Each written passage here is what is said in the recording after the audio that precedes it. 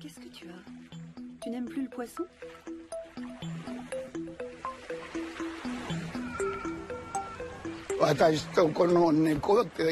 Le chat et moi, on a un point commun. C'est d'avoir attrapé la maladie étrange. C'est chez les chats que la maladie est apparue en premier. Alors on a pratiqué des autopsies et des expériences sur les chats, vu qu'on ne pouvait pas les mener sur les humains. Et c'est comme ça qu'on a découvert la maladie de Minamata et ce qui en était la cause, le mercure de l'usine Chisso.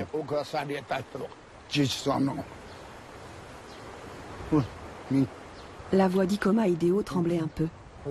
Dans sa poche, quelques sardines séchées à partager avec les chats. Il me conseillait de commencer mes recherches du côté du port de Minamata. J'y retrouverai sans doute mon chat noir et peut-être quelques explications à notre présence dans cette petite ville du sud du Japon.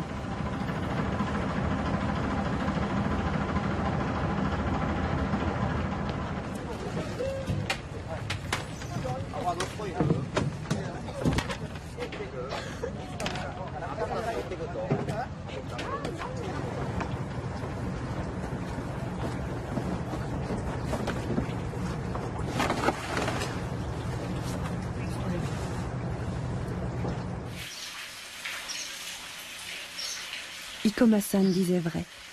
Les chats ne manquaient pas au port de Minamata. Félins et humains s'étaient entendus depuis des siècles autour d'un intérêt commun, le poisson. Les hommes allaient à la pêche et réservaient aux chats les prises trop petites ou abîmées. En contrepartie, les chats veillaient à ce qu'aucun rongeur ne troue leur filet de pêche. Un pacte rompu en 1953. Cette année-là, le nom de Minamata apparaît pour la première fois dans la presse japonaise. On y fait mention d'une soudaine hausse des dégâts commis par les rongeurs sur les filets de pêche et d'un taux de mortalité anormal chez les chats.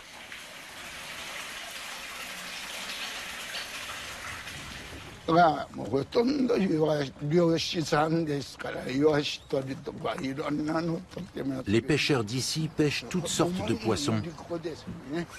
Mais ce qu'on prend le plus, c'est des sardines. Les pêcheurs étalent ensuite les poissons sur des nattes pour les faire sécher au soleil. Et quand ils sont bien secs, ils les accrochent. Et c'est toujours à ce moment-là que les chats déboulent d'on ne sait où et qu'ils en chipent pour les manger. Mais voilà que les chats se mettent à baver et à tourner en rond, comme des fous, et qui finissent par tomber dans la mer. Oui, à tourner en rond comme des fous, et ils finissent par tomber dans la mer.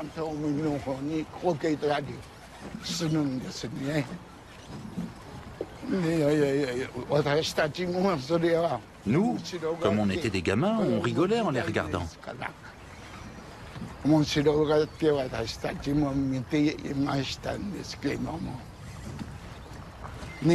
Mais le chat était en fait le premier à prévenir les hommes de la maladie. Minamata, c'était un village de pêcheurs. Alors tout le monde séchait ses sardines comme ça. Moi aussi, je suis allé aider les pêcheurs quand j'étais en 3e année de collège. Et c'est comme ça que je suis tombé malade. Et j'ai perdu la vue, le contrôle de mes jambes, en mangeant les sardines qu'on me donnait en échange de mon travail.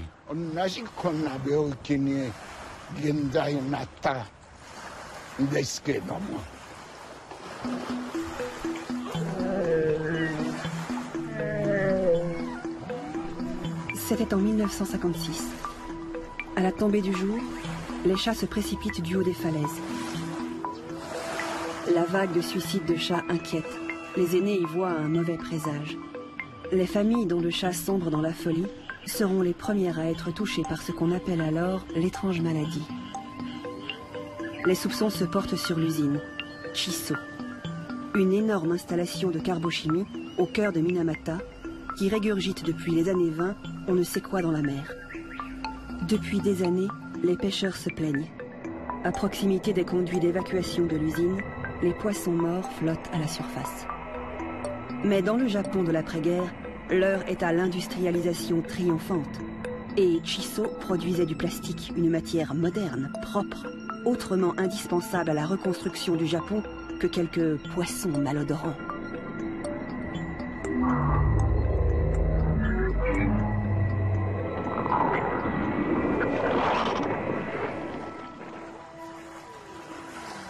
Gonflé de son importance économique, le géant de la chimie ne conserve des idées individualistes que ce qui l'arrange. La liberté d'action, oui. La responsabilité de ses actes, non.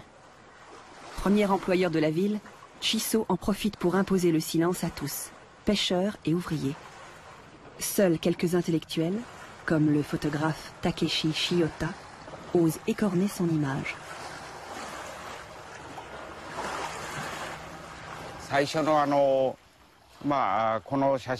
Sur cette photo, on voit la bouche du conduit d'évacuation que Chiso avait tiré depuis l'usine jusqu'au hameau de Aiken. Les rejets de l'usine se mélangeaient au sol et généraient des espèces de boue gorgées de mercure. C'est le point zéro de la maladie de Minamata. On peut dire que c'est ici que tout a commencé. Ces boues, nous les appelions dobé. Quand on plantait une perche dans ces dobés, elle s'enfonçait de près de 4 mètres sous le fond de la mer. Pendant 60 ans, à compter de la fondation de l'usine, des quantités énormes de mercure ont été ainsi déversées dans la mer. Plus de 400 tonnes d'après certaines sources, des quantités monstrueuses.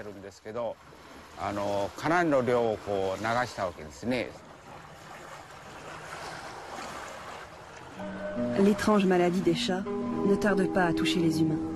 Incapables de marcher, les malades perdent la vue, sont pris de spasmes et envahis par une douleur telle que certains tentent de s'arracher le visage. Au terme du calvaire, souvent la mort.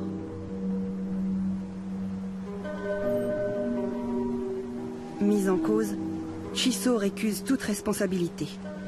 Dans ses laboratoires, une série d'expériences sur les chats est lancée pour démontrer l'innocuité des rejets de l'usine.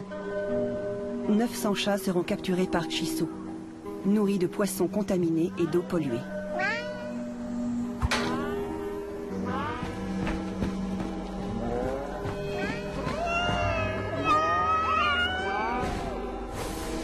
Quelques mois de ce régime, et les chats cobayes cherchent à mourir en se fracassant le crâne contre les murs. Chiso connaît désormais la vérité. La cause de cette souffrance est bien le mercure que l'usine rejette en mer. Mais le conglomérat décide de cacher les résultats.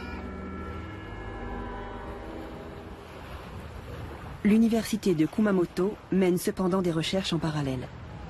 Alors, jeune étudiant en neurobiologie, le professeur Harada découvre ce que l'usine cache. C'est en mangeant du poisson contaminé par le mercure qu'on développe la maladie de Minamata.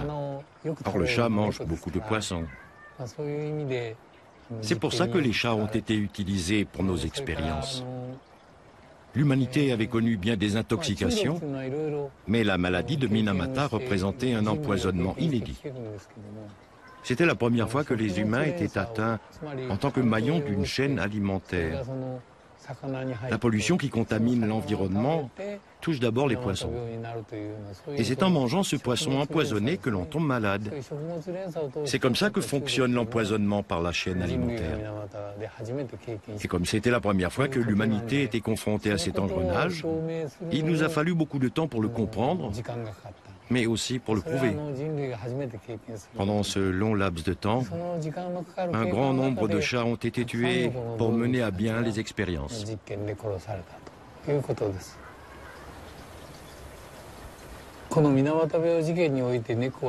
Finalement, dans cette tragédie de la maladie de Minamata, les chats ont été sacrifiés par les hommes. Ils ont été sacrifiés sur l'autel de leurs ambitions. Le suicide des chats de Minamata, cette façon de mourir en proie à la folie, c'était un miroir, un symbole de l'avenir de l'humanité.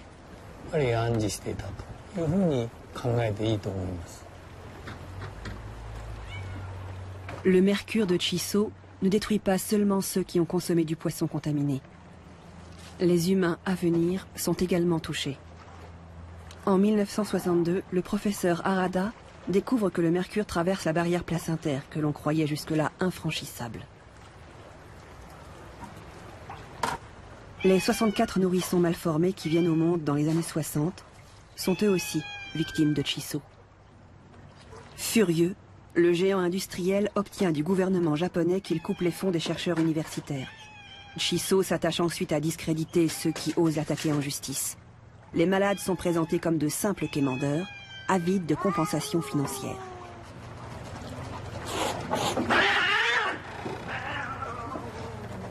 Les victimes subissent un ostracisme violent. Des maris quittent leur femme parce qu'elle est parente avec un pollué. Les filles des malades fuient leur île natale, leur chance de se marier à Minamata étant nulle. Chisso cessera ses rejets en mer 12 ans après l'apparition de la maladie, lorsqu'un procédé plus rentable est découvert.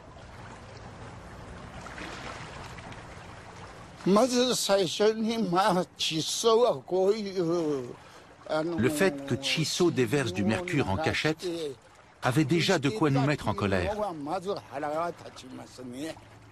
Mais le comble, c'est que, alors que tant de gens étaient déjà tombés malades, Chisso a continué de cacher cette pollution et de déverser son mercure. Ils ont juste déplacé la bouche d'évacuation. Ensuite, ils nous ont imposé d'accepter des indemnités dérisoires en guise de consolation. J'éprouvais une haine féroce contre Chisso parce qu'on était tous malades. Et c'était à l'âge où on allait à l'école. On aurait dû avoir la vie devant nous. Mais non seulement on était gravement atteints, mais en plus, on pouvait plus se nourrir. Il faut comprendre qu'on avait une vie modeste. On n'avait pas d'autre choix que de manger le poisson contaminé. La mer était toute notre table. Mais Chisso a pollué la mer. Et ils ont fait semblant de rien savoir. On avait vraiment la haine. Moi, je ne savais plus comment faire pour survivre. De mes 14 à mes 60 ans, j'ai passé ma vie en traitement à l'hôpital.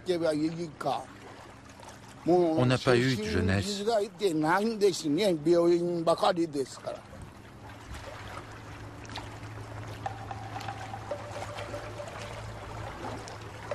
Ikoma-san vit avec un champ de vision de 10 degrés seulement. Mange. Mange bien.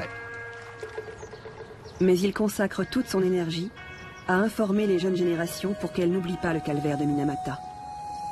Comme lui, plus de 200 000 personnes ont vu leur vie brisée ou handicapée par la maladie. Aujourd'hui encore, une centaine de nouveaux cas se déclarent chaque mois. Sur les hauteurs de Minamata, un mémorial leur est dédié.